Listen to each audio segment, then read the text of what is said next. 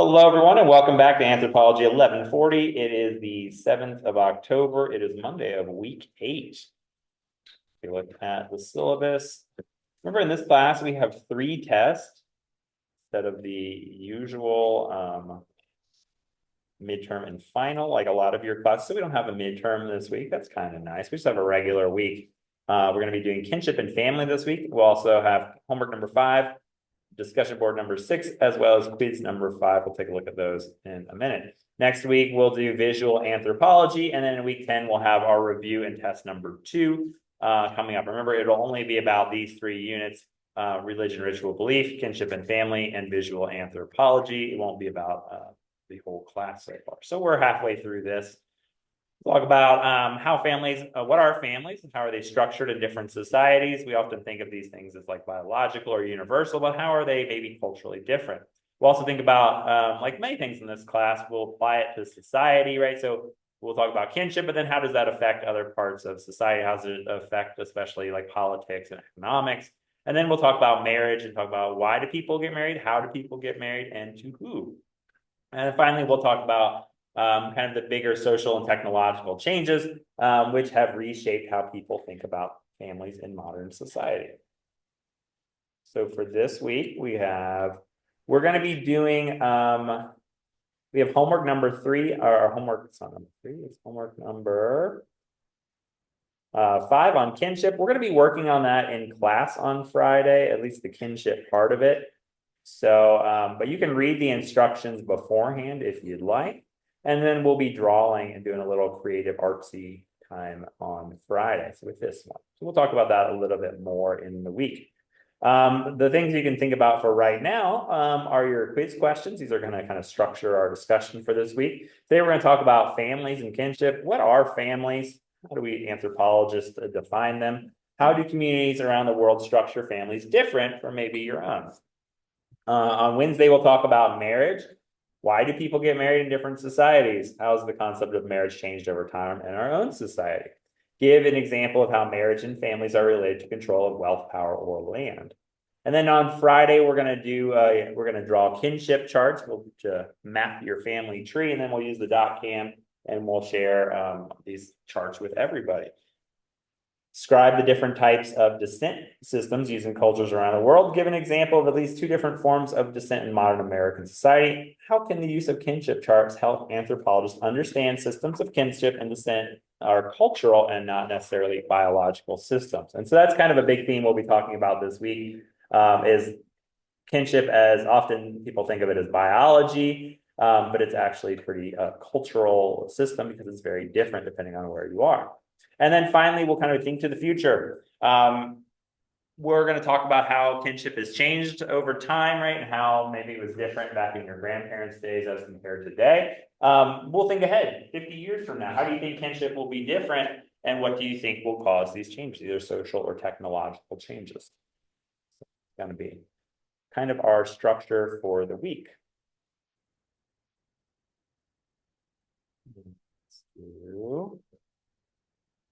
Let's do this. Okay, here we go. So today we're going to talk about families. We'll talk about why it's important. We'll talk about the different kinds of families. And then we'll talk about maybe how they have changed a little bit. Let's start out with the big questions. What is family? What do you think of when I say the term family? And how might anthropologists study it?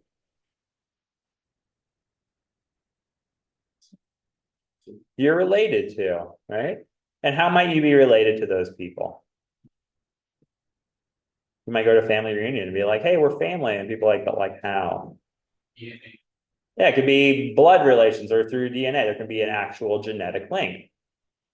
Right? This is you're my father, you're my grandfather, you're my son, my daughter, right? What are some other ways that we might be related to each other?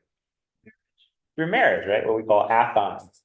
They, in any kind of family tree, you'll see this on Friday. When you draw them, you'll have people that you're married into. What happens if you don't marry outside of your natal family, your original family?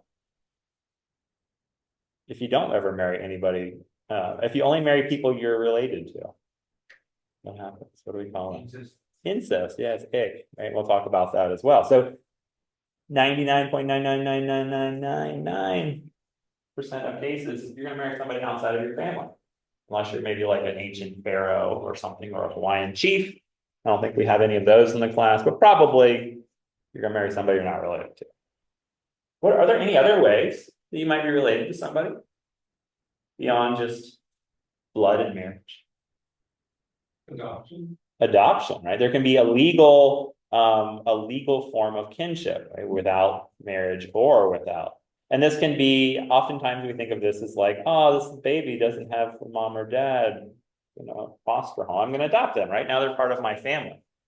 We also see this pattern, a really interesting case in Japan, in which, there are family businesses, and grown men are often adopted into a family. And that way the business can be passed down to a male heir, even if you don't have one. It's like an old cultural tradition they have over there. Are there any other ways? Are there anyone else at that family reunion who you might be related to, but not through blood, marriage, or adoption? Maybe people can call their relationship family because they're really close friends. They can call it family, but how many of you have an uncle or an aunt or a cousin who's like, how's that person related to you? And you're like, kind of, not really. That was my roommate in college. My kid's got an Uncle Thomas. It's my roommate from grad school. Yeah. Did you have something different, Dan? Yeah, and so there can be these kind of social or cultural understandings, right? Also found family, people who you make these family-like relationships over your lifetime. And so we're going to kind of look at all those different pieces and parts. We're going to look at descent, how you're related to people who, through biology, we can trace the mitochondrial DNA down through the generations. We're also going to look at how you might be related to people through marriage, through adoption, through these other forms of found family. So we can think about the different ways that we're related to each other. We can also think about differences over time. What is the ideal American family? Who should be in it? If I was like, make an ideal family tree. And then anybody else? 2 kids, 2.3 kids. The nuclear family, right? This is an old reference. Do you know who these people are? Your grandparents probably watched this show. No idea. Cool. It's like from the show Leave It to Leave It to Beaver, right? What's kind of the cultural significance of this? Or what does the show Leave It to Beaver kind of signify in terms of kinship? I guess it's like a really traditional American family. Yeah, it's like, often used as kind of the archetypal mid-century American family, right? Dad goes off to work every morning with a suit and briefcase. Right? Mom stays home and vacuums in her pearls and gets 3-course dinner ready by the time Ward gets home. The boys are in school, the older brother's like a football sports guy, and the younger brother's, little kid. And it's often kind of used nostalgically in like kind of pop culture conversations, or oftentimes in political conversations nowadays. Be like, look what we used to have, right? And the family used to be this kind of thing, real patriarchal, real nuclear, real white, just ideally. But now family is different. Family's all messed up today, right? It's all changed. People often don't like change. How are maybe families a little bit different than what we see on TV, right? In the Cleavers. Yeah. Well, I mean, in my house, my girlfriend, my roommate, my younger brother. Yeah, and it's a real different kind of formation about who lives in a house. Anybody else have a different formation? This is probably like not the norm. How many people grew up with this? A mom and a dad and at least one sibling. Anybody? 1, 2, 3. Right? For being kind of the archetypal American family, at least in pop culture, it's kind of a minority these days. And whether it's, sharing a house with roommates, living with someone you're not married to, having children from multiple different fathers or mothers, right? The family in America today is much more complicated. And you'll see when we actually make our family trees that is just, I'm really interested in kind of the diversity of them and how, while there is this kind of archetypal family, no two actually look alike. What's really interesting beyond kind of like the stereotype to me is that this is like not just the universal family from the beginning of time to now, right? This is the Cleavers, Leave It to Beaver, kind of epitomize a certain kind of family in a certain time and place, right? This kind of post-war, World War II American economy, right? Dad's come back from the military while mom might have had a job working in the factory as Rosie the Riveter in the 40s. By the 1950s, right? There is this kind of almost forced return to normalcy, whatever that may be, at least this idea of it. And so this idea of the nuclear family living in a detached household, oftentimes in the suburbs, without a lot of family nearby, with dad being the breadwinner, mom being the homemaker, and the kids being dutiful students, and not really employed in any kind of way, becomes this kind of vision for America, right? But what we know, looking historically, is this is not a universal pattern in all places and all times. In fact, this is probably a much closer representation of American families, right? In which you have multiple children. You also have often an extended household, right? Like maybe a married couple with grandma living there, or aunts and uncles, or maybe cousins living there, and with a lot more children. Why did people tend to have more children back in the day? Yeah. You were more likely to die as a child. Yeah, you're probably a lot of high infant mortality rates, but even when you get to adulthood, why might you want to have more people in your family? More people. More people. Yeah, especially if you're an agricultural family, like where I do work in Belize, people have really large families, especially people of, my generation. When they were kids, they would have 5 or 6 brothers and sisters because it's a farming community, right? The more people you have, the more you can help on the farm, especially when you're not going to school. A lot of the people, especially in agricultural sites, you only go to school for a few years and then you're going to help, right? And so as times have changed, whether it's the shift from agricultural labor to more like, we work oftentimes in the service sector or the knowledge sector or the manufacturing sector today, the number of children you might have or desire can change, right? Same with education. As your kids go from being helpful workers on the farm to people you have to send to college, you might reevaluate your reproductive choices. You might also evaluate the number of children you have historically with certain technological inventions, like what? Birth control, right? Suddenly you have a say in how many children you're going to have instead of just being like, well, God said I'm going to have a 10, I guess. So that's what I'm going to do. People starting to plan their families, especially in the kind of the late 20th century from the like 1970s onward. Also kind of legal changes with divorce becoming, no-fault divorce becoming the law in the late 20th century, as well as age of consent going up and not being able to have like child marriage anymore. Right? So there's all these kind of ways that what we think about as family, and oftentimes we're relegated to like the domestic sphere, touches on all these parts of society. So it's a good topic in anthropology. You can use kinship to talk about technology, about laws, about history, about economics and subsistence, right? All these different things that it touches.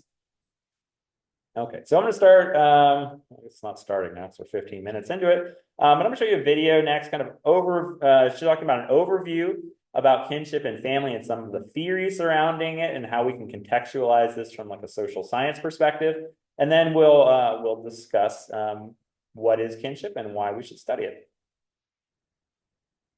Pause. Great, and I think that video does a great job of kind of outlining what we're going to do this week. We're going to talk about what is family and the different types of families today. On Wednesday, we'll talk about marriage and how it's different across time and in different societies. And then on Friday, we'll talk about descent and kinship and mapping your family tree. So those are a great introduction to the topics that we're going to talk about this week. Okay, so starting off, what is kinship, right? The web of social relationships that form an important part of the lives of most humans in most societies. Kinship is a principle by which individuals or groups of individuals are organized into social groups, roles, and categories and genealogies by means of kinship terminology. And what I think is interesting about these definitions is how they focus on the cultural or social aspects of it, right? The biological aspects are minimized. And I think this is, especially in our society, David Schneider, a famous anthropologist of kinship, makes the argument that we are often mystified by biology and we over attribute biology to kinship in a lot of ways. But really, biology plays a role, but not all brothers in a family may get along, and some might not talk to each other, some might not associate with each other, while you might associate with people who are not biologically related. So the biology gives us kind of the structure to work with, but just like anything in anthropology, we see culture as being more important in how you actually construct it. Robin Fox, another anthropologist, said the study of kinship is the study of what man or humans do with the basic facts of life: mating, gestation, parenthood, socialization, and siblingship, right? These kind of biological realities made social.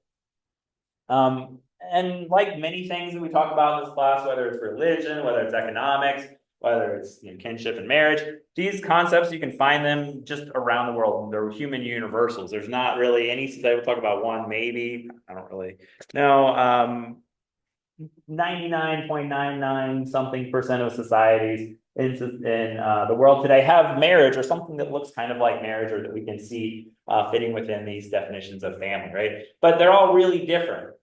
How you go get married in Japan is going to be really different from Papua New Guinea versus the United States. Who you consider your family, while everybody around the world might have family. If you live in Hawaii and you're Hawaiian native, you're going to have a different concept of family than if you are Swahili or something like that. And this is really fascinating to anthropologists because we love to study human diversity. So what is family? Defined as a social and economic unit consisting minimally of one or more parent and their children, right? We'll take a look at kinship charts on Friday, but a family is all about kind of existing, bringing people together between different families and existing across time, right? So you can think of a parent to child, right? You're moving across generations. But there's a lot of difference in that, in how what's considered a family, and who gets to count, right? So when we talk about different types of families, we've talked about this a little bit already. We can talk about families who are related by blood, or what we call consanguinity, recognized by birth, right? So you have some kind of biological or genetic connection. We can talk about people who are related by affinity, people who are marriage partners or in-laws, right? So this is my cousin-in-law, my mother-in-law, or something like that. Other societies have different forms. I have a couple colleagues from grad school who work on kinship theory. And one of them looks at what's called house societies. This is kind of Levi-Straussian term of people who live together, right? Her work was on Maya and Maya people in the highlands. And her theory was that, like, in these societies, living together in the same house is what makes you akin, right? Or living together on a compound, even if you're not biologically related. The act of living together makes you a family.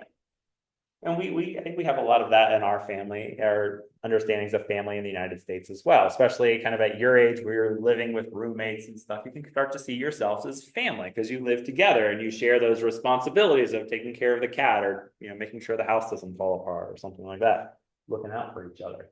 Other times, anthropologists have written about kinship as shared consumption. Another one of my colleagues, Rose Wellman, she was our Cynthia Irwin Williams speaker here 2 years ago. Her research is on, and she works in rural Iran, and her research is on how kinship is made through these kind of feasting events. Basically, you've put on a big feast, you make food for a bunch of people, hundreds of people sometimes, and then you invite them to eat together. And you don't invite everybody, right? You're picking and choosing who you invite. And after long periods of time of inviting these same people and them inviting you back to your parties, you start to share these same, by eating together all the time, you start to share kinship. We have this concept kind of in our society as well, especially if you go back to like the Middle Ages, this concept of like milk brothers or milk sisters, children who are nursed by the same woman, thought of themselves culturally as brothers or sisters or siblings,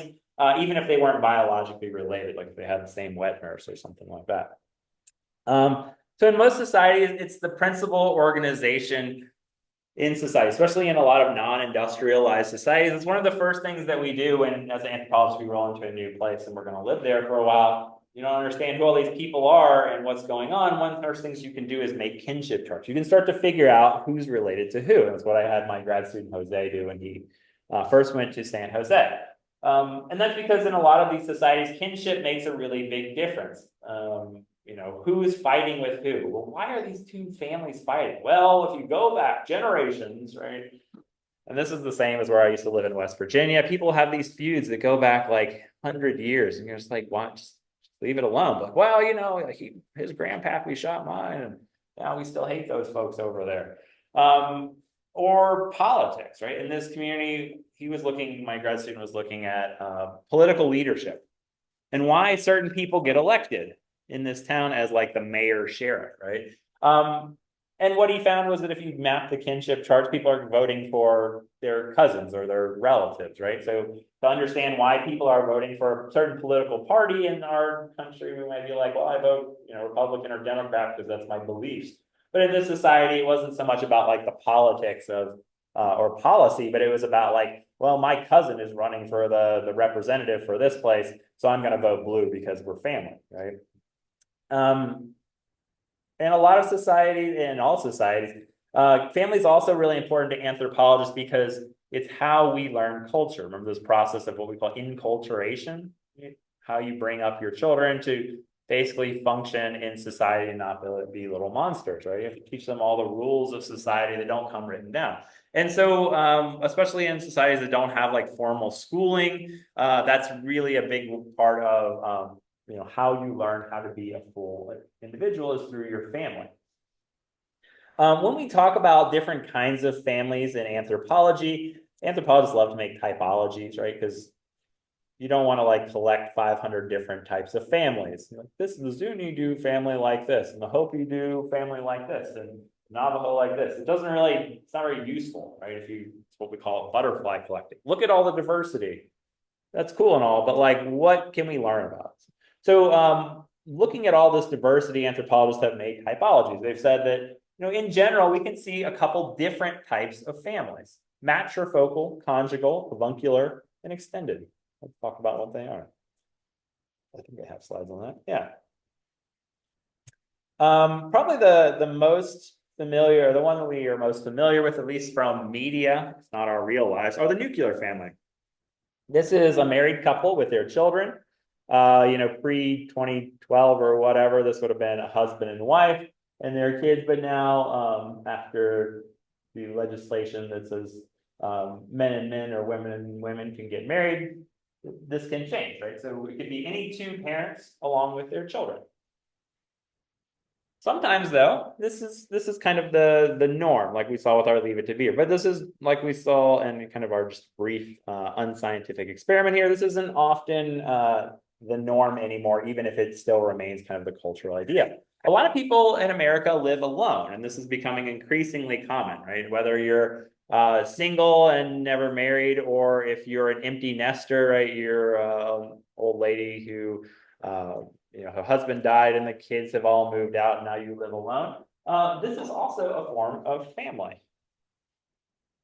In a lot of cultures around the world, extended family is probably the most common, right? This is oftentimes where people live either in the same house, if you've seen, you know, like the family Madrigal in, what is it? It's Coco? No, that's the new. Encanto, yeah, that one, right? Where you get multiple generations living together in a household. You know, you got grandma, you've got aunts and uncles, you've got cousins, and you all kind of live in the same space. Or you live right next to each other, like you live in a compound, right? This is what we have in Belize. They'll be like, you know, uncle lives on the hill, right below it is aunt, and the kids start to set up their houses kind of nearby. That way everybody, even if you're not living in the same place. And we still do this kind of in America. My brother actually just lives 3 houses down from my parents. So you can just walk over there with the kids and drop them off and pick them up whenever you need to, right? It's super convenient, and I wish I had a family right next to me sometimes. Other times, though, it's kind of nice to not have family right next to you. Why? What's maybe some of the drawbacks with extended families? It's great economically, it's great for childcare, but maybe why is this maybe not the norm anymore in America? Was that? Different opinions, right? As we've become more independent and politics becomes more of a personal values or how you live your life is about my personal expression of who I am versus like we're a family, we're all going to vote together, or we all go to the same church together because we're the same family, that it can cause splits in a family. Why else might people not live in these extended families anymore? We talked about it in the video. Yeah. Job opportunities. I'm not from New Mexico. All my family lives in Florida, Orlando, Florida. Aunts and uncles and cousins, parents and grandparents. I live in eastern New Mexico. Right? Why? It's not because I have any family out here. It's because I applied to jobs all over the nation. I applied for 50 anthropology teaching jobs, and this is the one I got. So here I am, right? And I asked my family to move out here and help me take care of my children, and they said, no. Have you considered moving back to Florida? Well, yes, mother. But you're having 2 hurricanes this week, so probably not. But yeah, so there's a lot of reasons why, ideally people live in extended families, but oftentimes in modern society, this isn't the case. Oftentimes there are other forms of avuncular, like where an uncle kind of leads the family, or matrifocal. This can often be a mom with her children, without a partner, or if the partners are there, they often come and go, oftentimes led by like a grandma kind of figure. This is often in societies, especially that are very matrilineal or trace their descent through women. We'll talk about descent on Friday. But yeah, and these are all important, and kind of when we go as anthropologists and we move into a new place or we start to do research on a new society, this is kind of what we start to figure out is the types of kinship that are involved in there. What are the structures of kinship? Who belongs to what family? And why? And oftentimes this is like kind of question answer, process, right? Like, who is that person? Like you go to an event, like, oh, that's cousin, that's uncle. It's really unclear. Well, how are they actually related to you? Right? We can kind of map that out. And then not only are who you're related to, but what are your roles and obligations, right? We talked about this at the beginning of the semester. What are roles and obligations? Back from like week 2. Yeah, your roles are your different functions in society, or different the hats that you can wear. I am a father, I am a son, right? I'm a father to my kids, I'm a son to my parents, I am a brother to my brother, I'm a grandson to my grandmas, right? And each of those has different obligations. What are kind of some of the obligations that you might have to your family? Roles are kind of easy, right? Cousin, aunt, and uncle, brother, sister. But what are your obligations to do we have obligations? And this is again changing. Yeah. Taking care of your parents. Taking care of your parents.